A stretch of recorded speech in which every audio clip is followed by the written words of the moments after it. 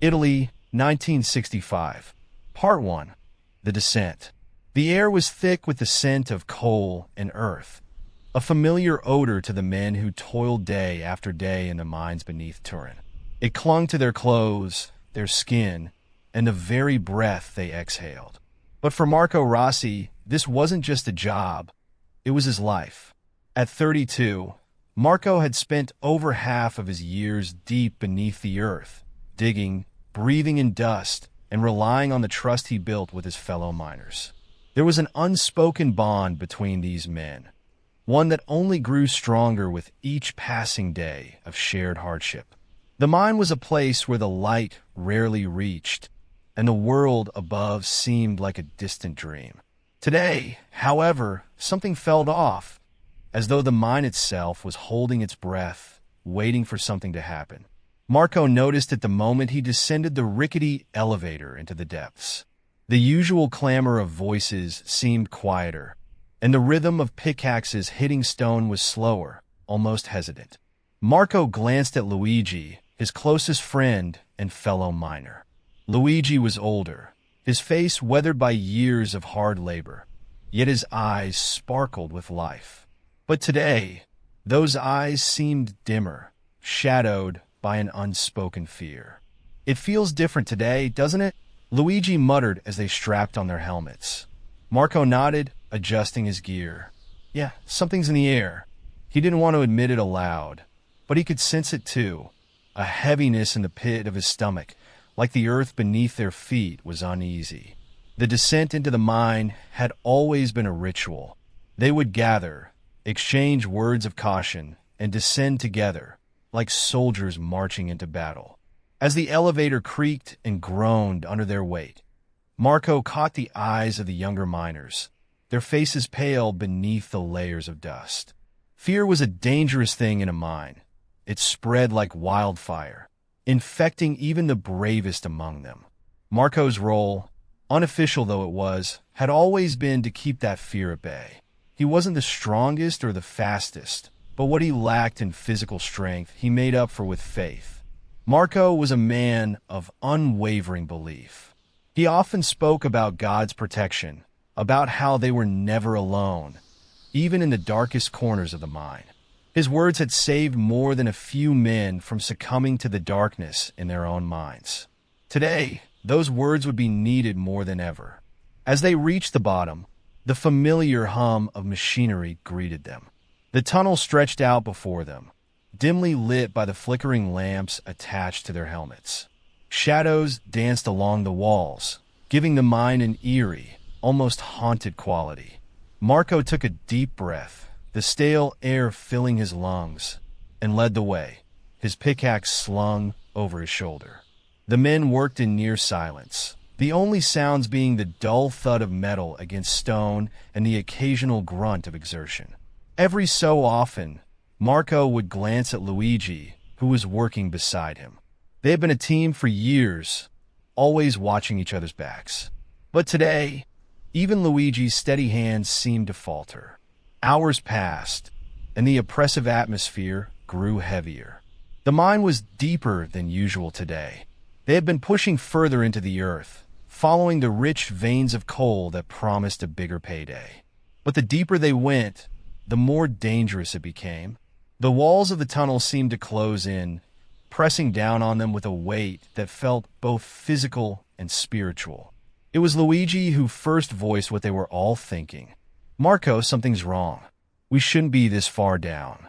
Marco paused, wiping the sweat from his brow. He looked around, seeing the same unease mirrored in the eyes of the other men. "We'll finish this section and head back," he said, trying to keep his voice calm, even though his heart was pounding in his chest. "Just stay focused. We'll be out of here soon." But fate had other plans. Without warning, the ground beneath them rumbled, a deep, low growl that seemed to come from the very belly of the earth. Marco froze, his pickaxe slipping from his hand. The walls shuddered, and dust fell from the ceiling, like the mine itself was shaking off its years of sleep. "Everyone get down," Marco shouted, his voice cutting through the growing panic. The men dropped their tools and scrambled for cover, pressing themselves against the walls as the tremors grew stronger. The noise was deafening, a cacophony of cracking stone and shifting earth. Marco felt the ground give way beneath his feet, and before he could react, the ceiling collapsed in a torrent of rock and debris. The world around him turned to chaos. Rocks fell like rain, crashing down with terrifying force. Marco barely had time to shield his head before he was buried under a pile of rubble. The weight pressed down on him, crushing the air from his lungs. His helmet lamp flickered and died, plunging him into absolute darkness. The sounds of the mine, once so familiar, were now a nightmare of groaning metal and the muffled screams of his comrades. Marco's heart raced as he struggled to free himself, but the weight was too much. Panic gripped him, but he forced himself to breathe, to focus. "God," he whispered, his voice trembling, "help me." Time lost all meaning in the darkness. Marco couldn't tell if minutes or hours had passed. The sounds of the collapse had faded, leaving only an eerie silence. His chest ached, his leg throbbed where a rock had pinned him down, but he was alive. "Marco," a voice called out, faint and distant. It was Luigi. "I'm here," Marco shouted, his voice hoarse. "I'm stuck, but I'm here." He heard shuffling, the sound of someone crawling through the debris. Moments later, a hand reached out in the darkness, grasping Marco's arm. "Hold on, I've got you," Luigi's voice said, his tone strained but determined. With Luigi's help, Marco was able to free himself from the rubble. His legs screamed in pain as he stood, but he gritted his teeth and pushed through it. They were trapped deep within the earth, but Marco wasn't ready to give up. Around them, the other miners were beginning to stir. Some were injured, others disoriented, but they were all alive, at least for now. The tunnel they had been working in was completely blocked, the exit buried under tons of rock. They were sealed in, entombed beneath the earth. "We need to find another way out," Marco said, his voice steady despite the fear gnawing at his insides. "Stay calm. We'll get through this." But the reality of their situation was grim. The air was thick with dust, and the lamps on their helmets were dimming. Their oxygen was limited, and without a clear path to the surface, hope was a fragile thing. Marco knelt down, pressing his hands together. "Lord, we are in your hands now. Guide us, protect us, and show us the way." His words, though whispered, carried a weight that the others could feel. One by one, the men joined him in prayer, their voices mingling with the quiet stillness of the mine. As Marco prayed, he felt a sense of calm wash over him. The fear was still there, but it was tempered by something stronger, faith. Part 2. Struggling for hope. The mine had become a tomb of silence. What little light remained flickered weakly, casting long, wavering shadows on the walls. The men were no longer miners but prisoners of the earth, their escape blocked by an unforgiving barrier of rock and rubble. The collapse had severed their connection to the surface, leaving them isolated in the cold, damp belly of the mountain. Marco stood amidst the fallen debris, his breathing heavy, his leg throbbing in pain from the earlier injury. His heart raced as he scanned the faces of his fellow miners. There were 30 of them, now crammed into a small cavern that had mercifully survived the cave-in. Some were injured, others simply in shock. The younger men, whose faces were streaked with grime and fear, looked to Marco for guidance.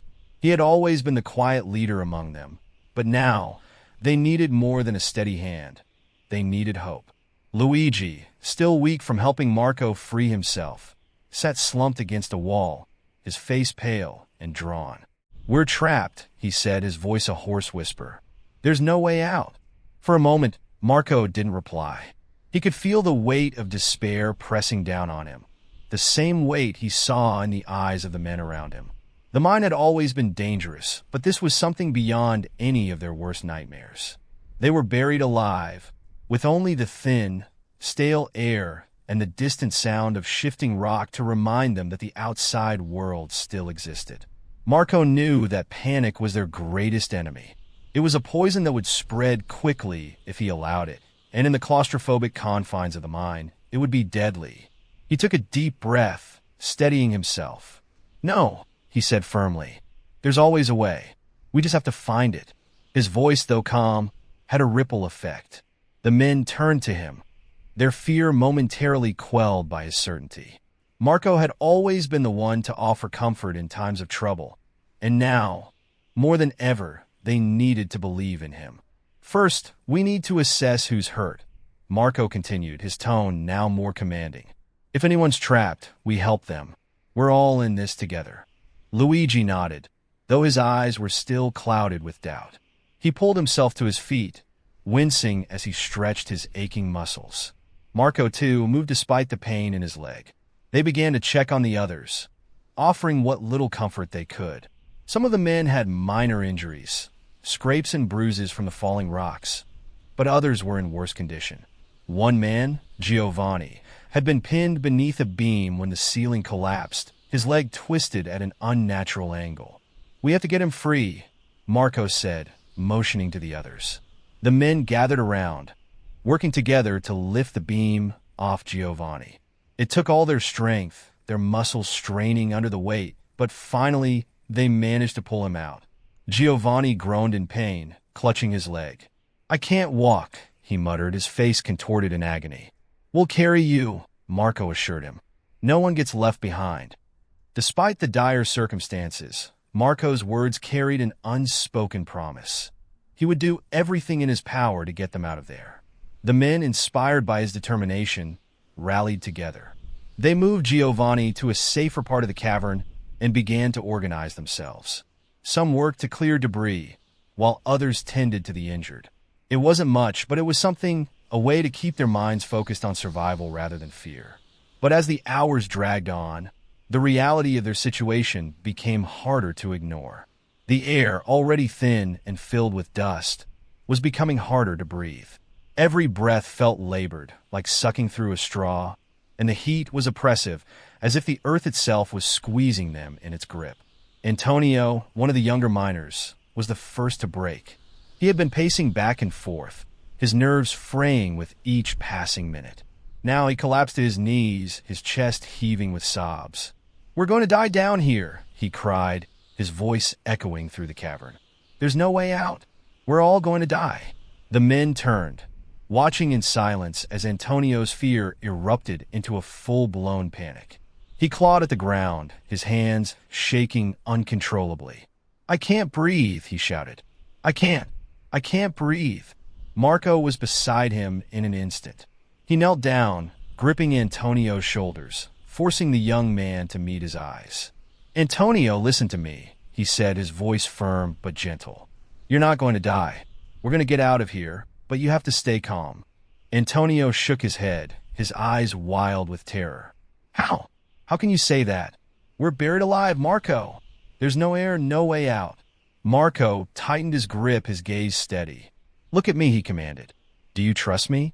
Antonio hesitated, his breathing still ragged, but the look in Marco's eyes, strong, unwavering, cut through his panic like a knife. He nodded, though his lips trembled.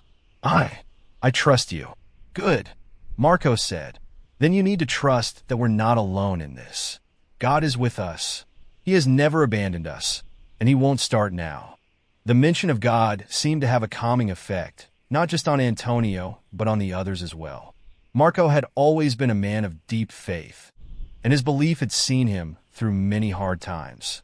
The men knew this, and though not all of them shared his devotion, they couldn't deny the power his faith had over him. In that moment, they needed something, anything, to believe in. Slowly, Antonio's breathing steadied, and Marco helped him to his feet. "We're going to get through this," Marco repeated, his voice carrying through the cavern. "But we need to stay calm and work together. Fear won't help us. Faith will." Luigi stepped forward, his face pale but resolute. "Marco's right," he said. "We've been through worse. We just need to stick together." The men nodded, though their faces were still etched with uncertainty. They didn't have many options, but for now, they clung to Marco's words as their only lifeline. As the hours passed, the weight of the silence became unbearable. There was no sound from above, no indication that anyone knew they were trapped. The miners shifted restlessly, their fear growing with every minute that ticked by. "We should have heard something by now," one of the men muttered, his voice barely audible in the oppressive gloom. "Rescue teams should have found us." Marco didn't have an answer. He, too, had been waiting for the distant sound of drilling, of rescue workers digging through the rubble. But there was nothing, just the quiet whisper of the earth, as if it had swallowed them whole and forgotten they ever existed. Despite the growing despair, Marco refused to let it show. He knelt beside Luigi, who was rubbing his hands together, trying to shake off the chill that had settled into their bones. "How are you holding up?" Marco asked quietly. Luigi shrugged, his movements slow and deliberate. "I've been better," he admitted, "but I'm still here." Marco nodded, grateful for his friend's strength. "We need to keep them focused," he said, glancing around at the other men. "If they lose hope, it's over." Luigi met Marco's eyes, his expression serious. "Do you think anyone's coming for us?" For a moment, Marco didn't answer.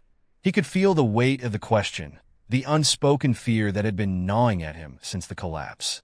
But he couldn't let that fear take root. "Not now. I don't know," he said honestly. "But I believe that we're not alone down here.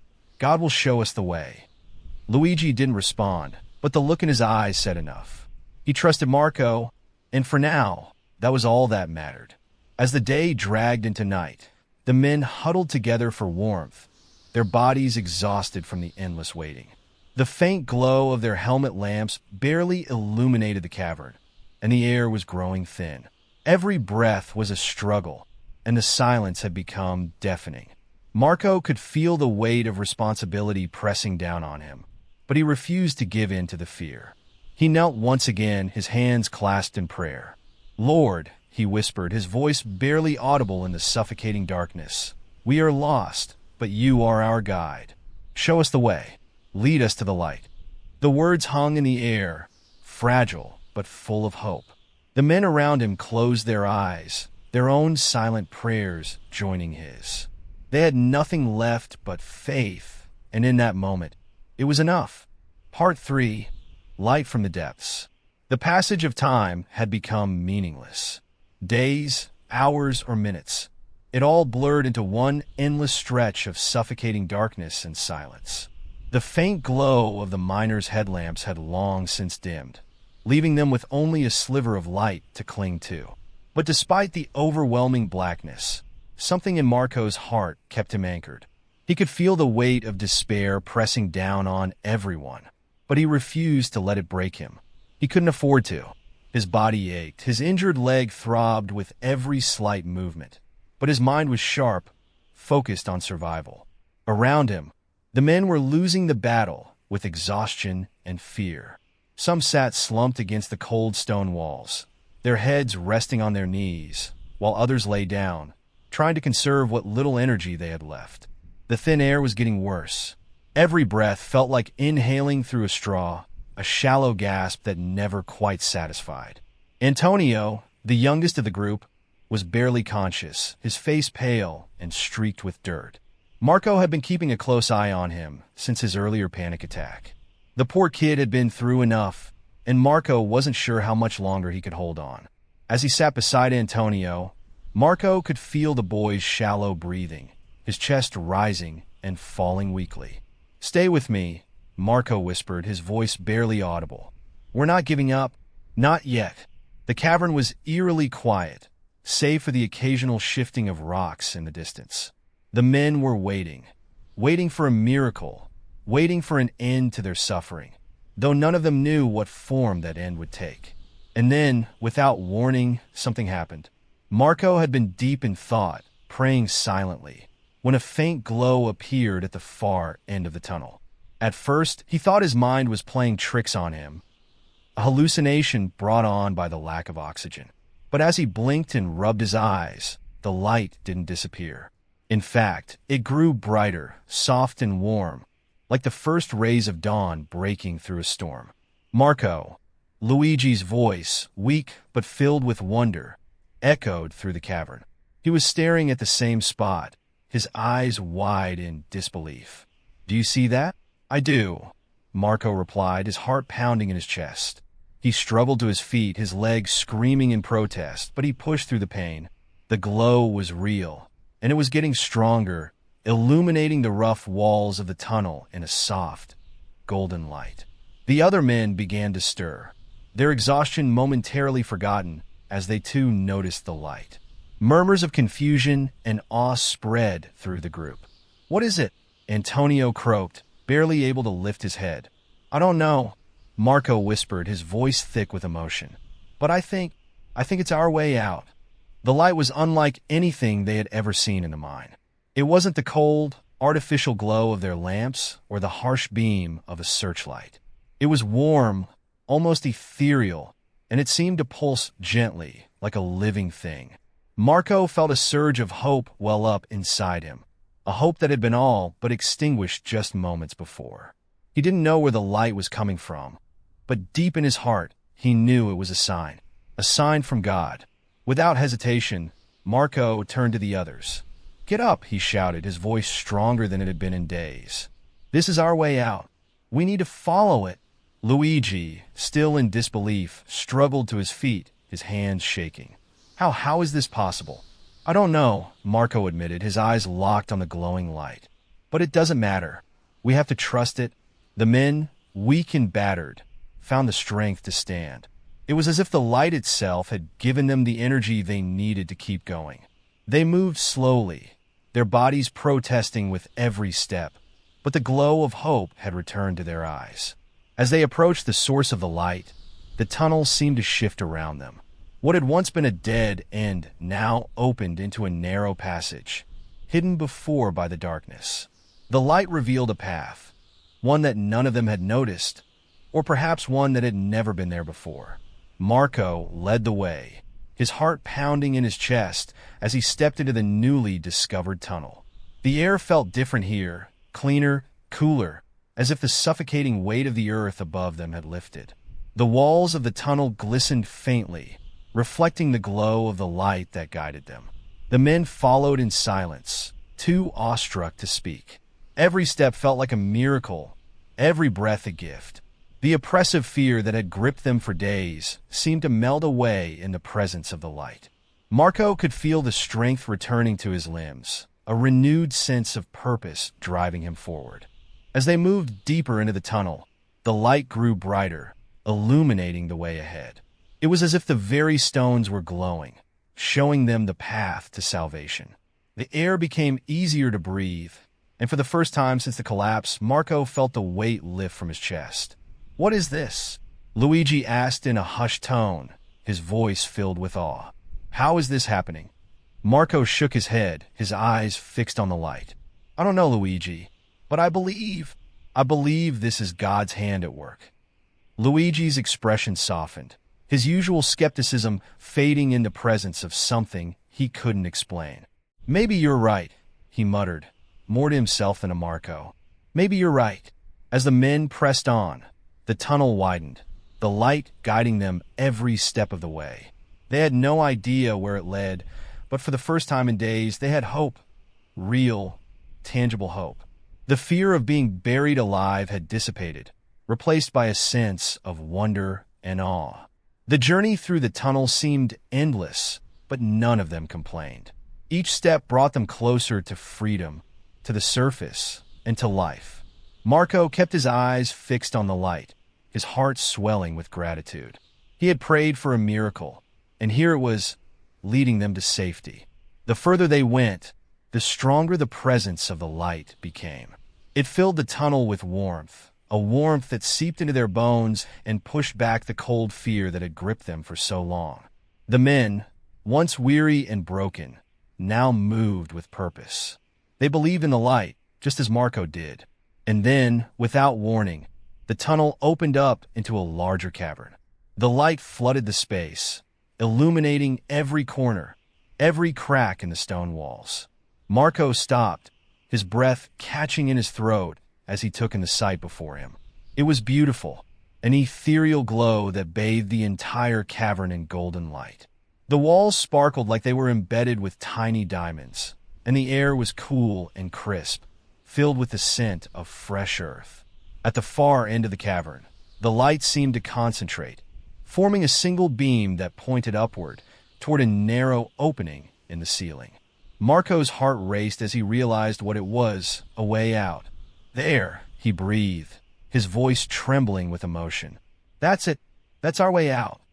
The men, too stunned to speak, simply nodded. Tears filled some of their eyes, the overwhelming sense of relief almost too much to bear. They had been trapped for so long, suffocated by the darkness and fear, but now they could see the end. The light had shown them the way. Marco stepped forward, leading the men toward the opening. The climb would be difficult, the walls were steep, and their bodies were still weak, but they had come too far to give up now. With the light as their guide, they would find their way back to the surface. As they prepared to make the climb, Marco turned to the others, his eyes filled with tears of gratitude. "This is God's work," he said quietly. "He heard our prayers." Luigi, standing beside him, wiped away his own tears. "I believe you," he said softly. "I believe." Part 4. Ascending toward freedom. The cavern walls shimmered with the ethereal glow that had guided the miners through the suffocating darkness. The soft, golden light bathed the men in warmth, lifting their spirits even as their bodies groaned with exhaustion. The sense of awe was palpable, each of them too stunned to speak, their minds grappling with the magnitude of what they had just witnessed. A miracle, it seemed, was unfolding right before their eyes, and even the most skeptical among them could no longer deny it. Marco stood at the mouth of the towering opening in the cavern's ceiling, his gaze fixed upward. The tunnel leading out of the mine was narrow, steep, and jagged, like the jagged teeth of some ancient beast. The climb would be treacherous, especially in their weakened state, but the light that had guided them so far still glowed above, beckoning them forward. Behind him, the other miners gathered, their faces reflecting a mixture of hope and trepidation. Many of them had been broken by days of fear and physical strain. Their clothes were tattered, their faces gaunt, but there was a renewed fire in their eyes, one that hadn't been there before. They were on the cusp of salvation, but the final stretch would be the hardest. Luigi, standing beside Marco, wiped the dirt from his brow. His eyes followed Marco's gaze, up toward the light. "It looks dangerous," he muttered, his voice low. "But after what we've been through, I'll take dangerous over impossible." Marco nodded, though his mind was already focused on the climb. He took a deep breath, steadying himself. His leg throbbed where the rock had crushed it days before, but he would not be deterred. "We need to go one at a time," he said, turning to the others. "The tunnel is too narrow for us to climb together. But as long as we keep moving, we'll make it." The men, exhausted though they were, murmured in agreement. There was no other way out. The thought of returning to the dark, suffocating shaft behind them was unthinkable. Marco's faith had carried them this far, and now they trusted him implicitly. There was no questioning his leadership, nor the mysterious light that had guided them. Marco was the first to ascend. He tested the jagged rocks with his hands, feeling for stable holds. His muscles screamed in protest with every movement, but he pushed through the pain, gritting his teeth against the agony that shot through his injured leg. Each step felt like a battle, his hands gripping the sharp edges of the rock as he pulled himself up. The light above seemed to glow brighter as he climbed, as though urging him onward. Below, Luigi watched Marco's progress with bated breath. He had known Marco for years, but never had he seen him so determined, so driven. "Take your time," Luigi called up. "We're right behind you." As Marco continued to climb, the air became noticeably cooler, fresher. It was the first taste of the outside world they had experienced in days, and it gave him renewed strength. His breathing, once shallow and labored in the mine's stale atmosphere, now felt easier. He could feel the pull of the surface drawing him upward, the promise of freedom just beyond the next ledge. After what felt like an eternity, Marco reached a small plateau within the tunnel. He paused, resting his aching body against the wall as he looked down. The men below were watching him intently, their faces a mix of anticipation and fear. Marco raised his hand, signaling that the path was safe. "Luigi, you're next," Marco called down, his voice echoing in the cavern. Luigi nodded, steeling himself for the climb. Despite his age, Luigi was strong and agile, his hands gripping the rock with practiced ease. He moved steadily, his breathing controlled, though his muscles trembled with the strain. Every few moments, he would glance up at Marco, who offered silent encouragement from above. As Luigi neared the plateau, he let out a breath of relief.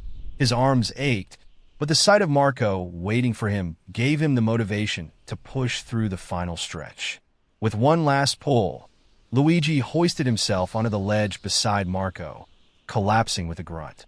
"You're getting too old for this," Marco teased, though his own body felt like it was ready to give out at any moment. Luigi chuckled, wiping the sweat from his brow. "Speak for yourself. You look like you've been through the ringer." One by one, the other miners followed, each man making the climb with determination etched on his face. Some struggled more than others, their bodies weakened by injury or exhaustion, but none gave up. Each time one of them faltered, the light seemed to glow brighter, urging them onward, refusing to let them fall. The men whispered prayers under their breath as they ascended, their voices barely audible in the cavern's vastness. Hours passed, or at least it felt that way.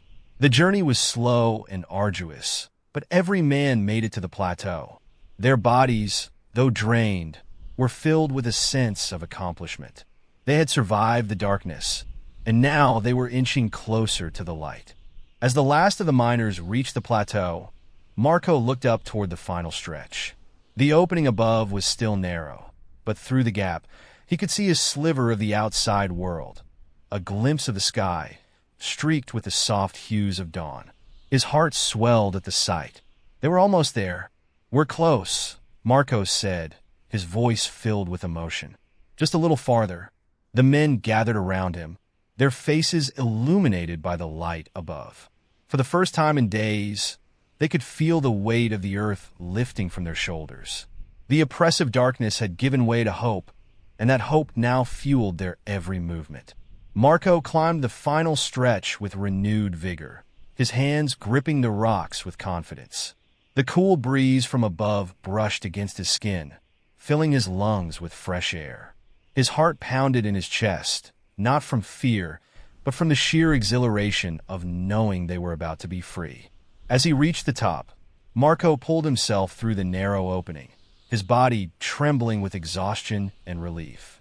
He lay there for a moment, breathing deeply, feeling the warmth of the sun on his face. It was a sensation he had almost forgotten, the simple beauty of daylight. Slowly, he stood looking down at the others below. "We made it," he whispered to himself, though the words carried the weight of a lifetime.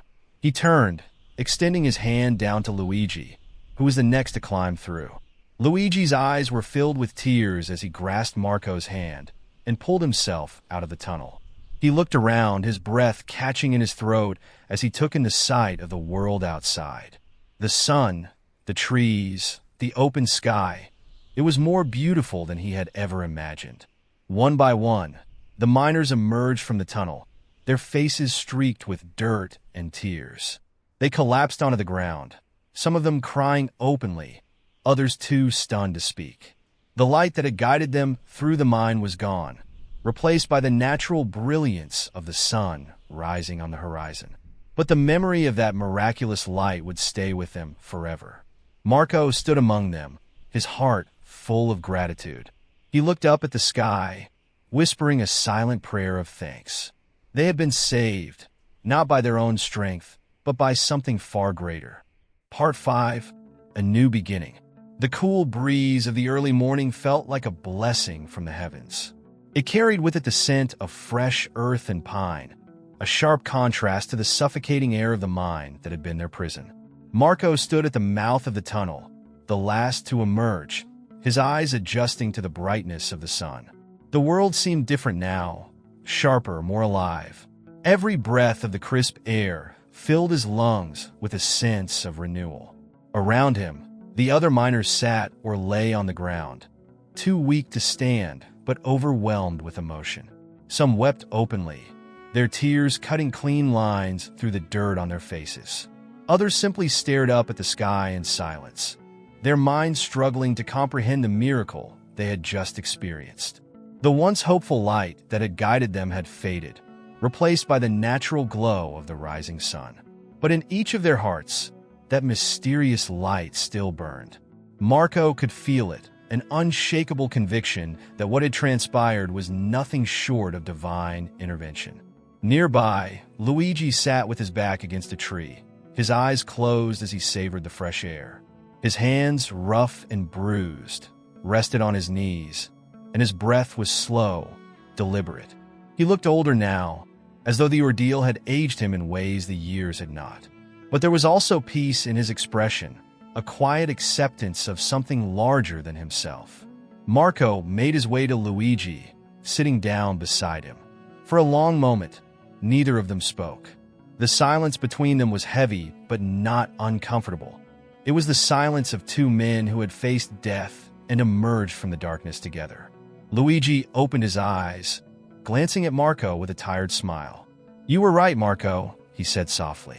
His voice, though hoarse, carried a weight of reverence. "About everything." Marco shook his head humbly. "It wasn't me, Luigi. I only did what I could. It was God who guided us." Luigi looked up at the sky, squinting as the sunlight filtered through the trees. "That light, I've never seen anything like it before. I can't explain it, but I know in my heart that it saved us. I've never been a man of faith, Marco, but after this," his voice trailed off, filled with emotion. "I believe." The words hung in the air between them, a quiet affirmation of what they had both come to realize. What had happened in the depths of the earth had changed them, not just physically, but spiritually. The mine had not only taken their strength, it had stripped them down to their very souls, forcing them to confront their deepest fears and doubts. And now, standing on the other side of that experience, they were different men. As the miners slowly regained their strength, rescue teams began to arrive. The sounds of distant voices and the rumble of machinery grew louder as workers, medics, and journalists made their way toward the site. Marco watched as the first responders descended on the group, checking the men for injuries, offering water and blankets. The scene was chaotic, but there was an underlying sense of relief that permeated everything. One of the rescue workers, a tall, grizzled man named Stefano, approached Marco. His face was etched with concern, his hands rough from years of hard labor. "We thought we lost you," he said, his voice thick with emotion. "We've been digging for days, but the collapse was worse than we expected. We didn't think anyone would make it out alive." Marco nodded, his gaze drifting back toward the tunnel from which they had emerged. "It wasn't us," he said quietly. "Something or someone was guiding us. We found a hidden passage, one that led us out." Stefano raised an eyebrow, his face creased with disbelief. "A hidden passage? There's no record of any other tunnels down there. We mapped the whole mine years ago." Marco looked back at him, his expression unreadable.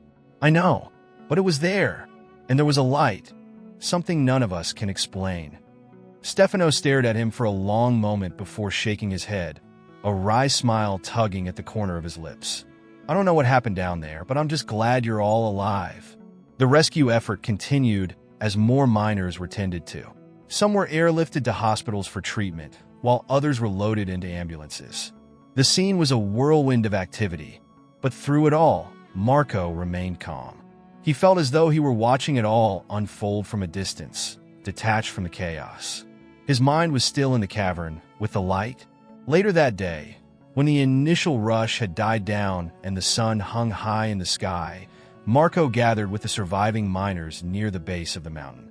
A small crowd of onlookers had gathered, reporters with cameras and notepads eager to document the miracle rescue. The miners, still weak and battered, sat in a semicircle, their faces solemn but filled with gratitude. Antonio, the youngest of the group, stood shakily, leaning on a crutch. His voice, though still raw from exhaustion, carried a deep reverence.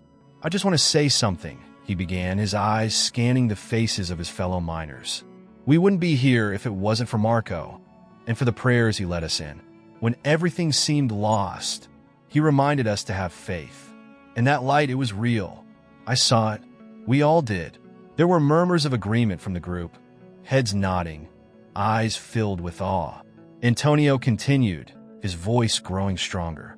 I don't know what I believe or what any of this means, but I know that something was watching over us down there, and I'm going to live the rest of my life trying to figure out what it was. Marco, standing at the edge of the group, felt a lump rise in his throat. He hadn't sought any recognition. He had only done what he believed was right. But hearing the others speak of their experiences, hearing them affirm what he had felt in his heart, that this was more than just a rescue, it filled him with a profound sense of purpose. Luigi stepped forward, placing a hand on Marco's shoulder. You led us, Marco, he said quietly, and you never lost hope. Because of you, we're all standing here today. Marco shook his head, his voice thick with emotion. It wasn't me. It was God's hand that guided us. I just believed he would show us the way. The men, many of whom had been strangers before the disaster, now shared a bond that went beyond friendship. They had experienced something extraordinary together, something that would tie them to each other for the rest of their lives. And as they stood there, beneath the bright Italian sky, they knew that they had witnessed a miracle. As the day wore on and the crowd began to disperse, Marco found a quiet spot at the edge of the clearing, away from the reporters and onlookers. He knelt down, his hands clasped in prayer, his heart full of gratitude. He prayed not just for himself, but for the men who had been saved, for the families who had worried, and for the rescue workers who had fought to bring them home. Thank you, he whispered, his voice barely audible in the gentle breeze. Thank you for showing us the light. In the days and weeks that followed, the story of the miners' miraculous rescue spread far beyond the borders of Turin. It became a tale of faith and survival, of men who had been guided by something greater than themselves. Some called it divine intervention, others a freak coincidence, but for those who had been there was no doubt in their minds. Marco returned to his family, his life forever changed by the experience. He no longer saw the world in the same way. Every sunrise, every breath of fresh air felt like a gift, a reminder of the light that had saved them. And while life returned to a semblance of normalcy, he knew that he would carry the memory of the mine and the faith that had guided him for the rest of his days. In time, many of the miners who had been rescued found their way to the church, seeking answers, seeking peace. And Marco, though he had never sought to be a leader, found himself at the center of a community bound by faith, drawn together by the light that had saved them. It was a new beginning for all of them. If this story moved you, please leave a comment below to share your thoughts and experiences. Thank you so much for watching, and as always, God bless you.